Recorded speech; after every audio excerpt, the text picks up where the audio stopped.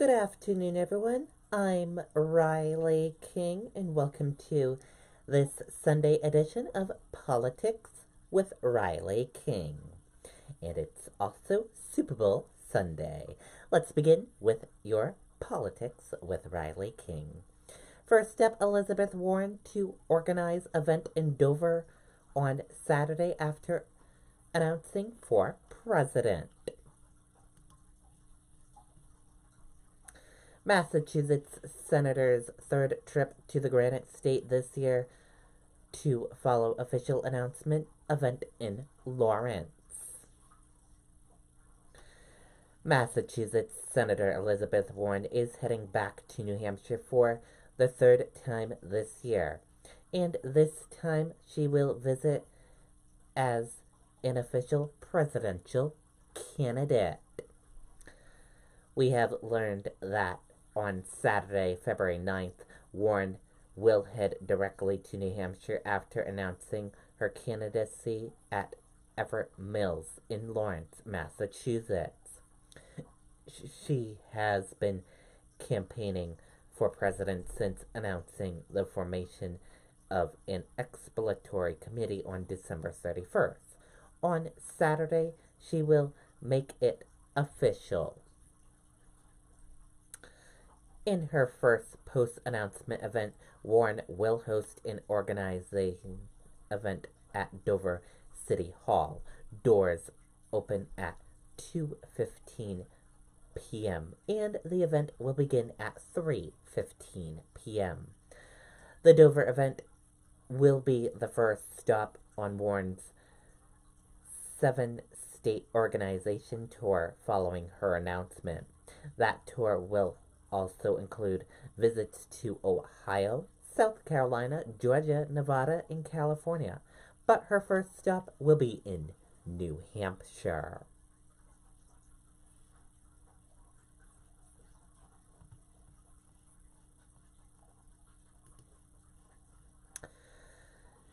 Gillibrand won't make stops in New Hampshire.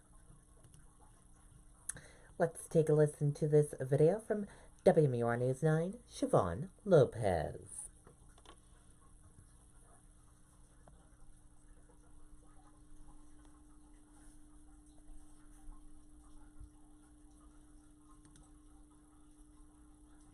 Success! Presidential candidate Kirsten Gillibrand found a match at a Portsmouth boutique, but will the Democratic senator from New York be a match for New Hampshire voters? I think this is just the very beginning, and there's lots of research to be done and to weigh options with everyone and, to hear what they all have to say. Carrie LaJoy owns Hazel Boutique. She was pleasantly surprised to have her store become the backdrop for a presidential campaign stop. It would cost about $104 a year. Gillibrand spent time speaking with LaJoy about a range of topics, including paid family leave. She was asking, about what our biggest challenges are and if there's anything that she could possibly do, in the future to help us out. The next stop, the Elephantine Bakery, where immigration was the topic of discussion. I would make sure all dreamers get to stay. If you are willing to serve in the U.S. military, you should have a pathway to citizenship. In Bedford, Massachusetts Congressman Seth Moulton spoke to a group of fellow Democrats about his background as a Marine. Serving for me wasn't just a check the box, something you can do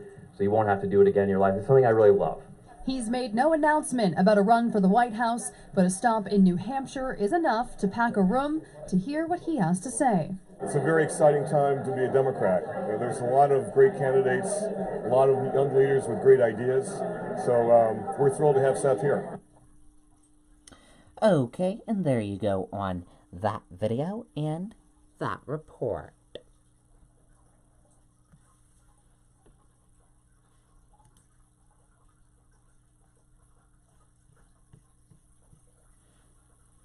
Sherrod Brown to talk to Granite Staters from Hampton to Berlin to Manchester.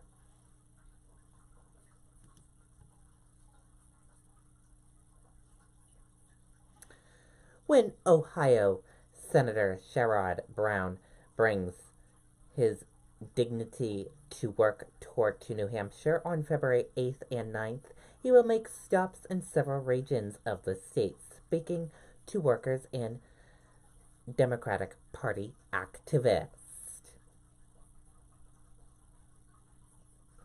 Brown, who is likely to become a presidential candidate but has not yet officially announced, will arrive in New Hampshire next Friday and make his first public stop in Hampton.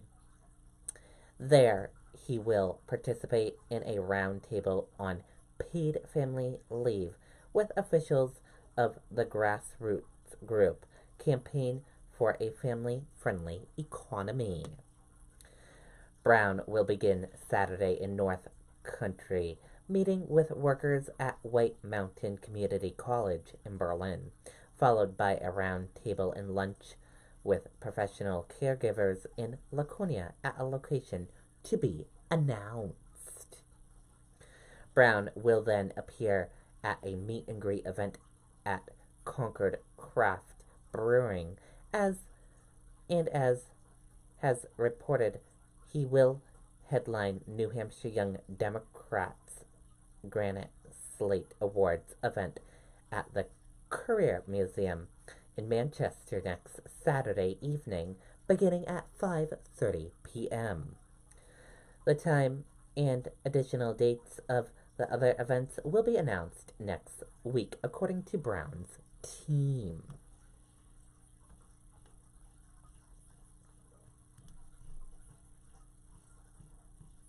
New Hampshire Senate approves tripling funds for job training programs. Let's take a listen to the video from WMUR News 9.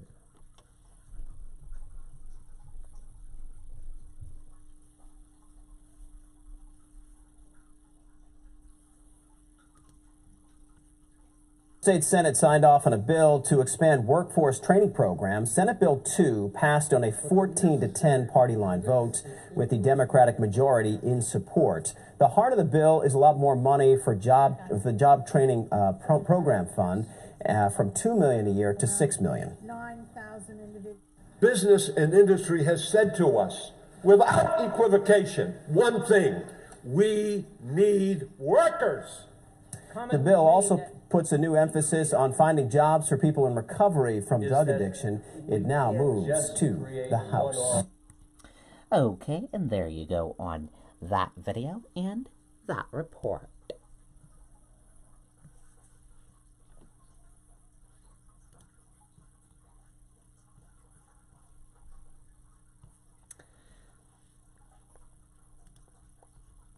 Trump blasts Virginia governor for flip-flopping on racist photo, refusing to resign.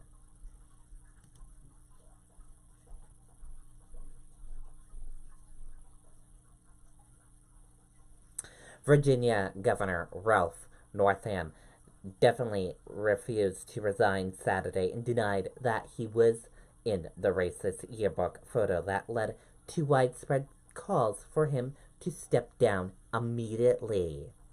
The photo revealed on Friday shows two men, one in a full Ku Klux Klan robe and hood and another in blackface on Northam's medical school yearbook page from 1984. Northam graduated from Eastern Virginia Medical School.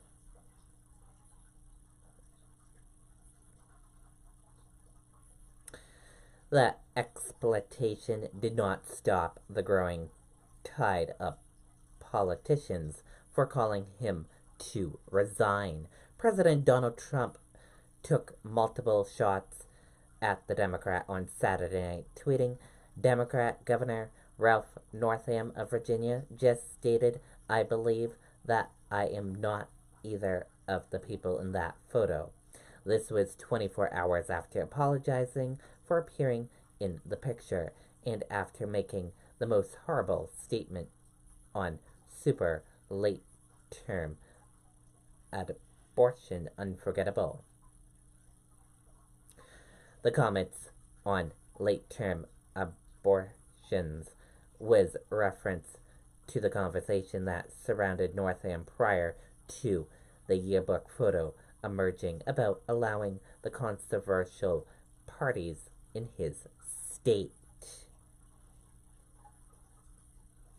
The president also managed to slam Ed, whom Northam beat in last November's election, though Trump endorsed Ed multiple times in the lead up to the election, but criticized his opponent research Saturday night.